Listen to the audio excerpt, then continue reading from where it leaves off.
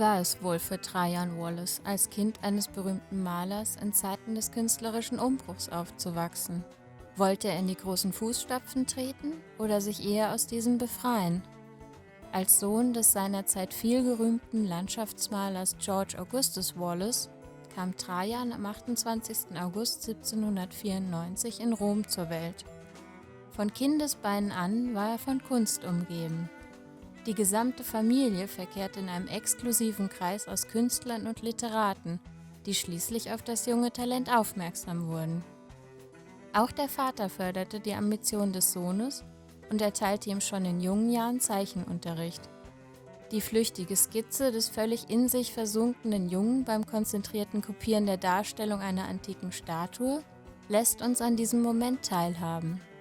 Lehrmeister war nicht einzig der Vater, sondern auch der renommierte Stuttgarter Maler Eberhard von Wächter, bei dem Trajan 1807 die Ausbildung antrat.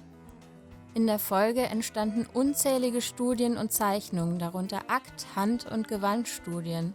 Darin erforschte der Künstler minutiös die Faltenwürfe und die menschliche Physis und bannte sie mit äußerster Fingerfertigkeit auf Papier. Besonders in den Aktzeichnungen nach antiken Vorbildern zeigt sich eine innige Verbundenheit mit dem Klassizismus, an dessen stilistischer Vormachtstellung Künstler wie sein Vater bereits kräftig zu rütteln begonnen hatten.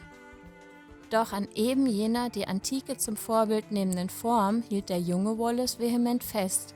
Seine Gewänder erfahren eine Betonung der Linearität und auch die Formgebung seiner Figuren folgt vollends dem Schönheitsideal der Klassizisten. Die Körperformen werden gleichsam geglättet und gewinnen eine gesuchte Sanftheit. Dass sich Trajan Wallace nicht einzig auf sein künstlerisches Schaffen konzentrieren konnte, belegen dagegen biografische Berichte. So reiste er immer wieder zwischen Deutschland und Italien umher, um zusammen mit seinem Vater als Kunstsachverständiger und Agent im Dienst verschiedener Auftraggeber zu arbeiten. Er wuchs aus eben jener familiären Verpflichtung vielleicht der Wunsch, die eigene Kunst gänzlich von den Sujets des Vaters zu lösen? Denn die Zeichnungen des Trajan Wallace divergieren gänzlich von den väterlichen Werken. Während George Augustus Wallace sich auf progressive Weise der Landschaft verschrieben hatte und Figuren für ihn eine untergeordnete Rolle einnehmen, wendet sich Trajan eben diesen zu.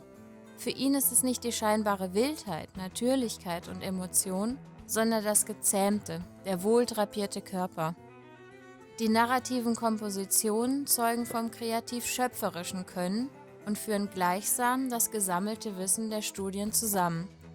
Die Zeichnung einer mythologischen Szene um die Nymphe Thisbe aus den Metamorphosen des Ovid gibt ein eindrucksvolles Beispiel dieser Fähigkeit des Künstlers. Trajan Wallace verstarb im Jahr 1892 kinderlos. Damit ging sein zeichnerischer Nachlass ebenso wie die hinterlassenen Werke des Vaters an die Nachkommen seiner Schwester Emilia. Die hier vorgestellte Sammlung bildet das größte bekannte Konvolut von Kunstwerken aus der Hand des Künstlers. Sie vermittelt einen bildhaften Eindruck von den Fertigkeiten eines begabten Zeichners, dessen Neigung zur Kunst der Antike und der des Klassizismus antithetisch zum progressiven Schaffen des Vaters steht. Das Schicksal des Vaters teilend ist der Name Trajan Wallace heute fast in Vergessenheit geraten. Die präsentierten Zeichnungen verdienen daher umso mehr Beachtung. In der Feinheit und Klarheit ihrer Ausführung berichten sie von der detailverliebten Beobachtungsgabe dieses verspäteten Klassizisten.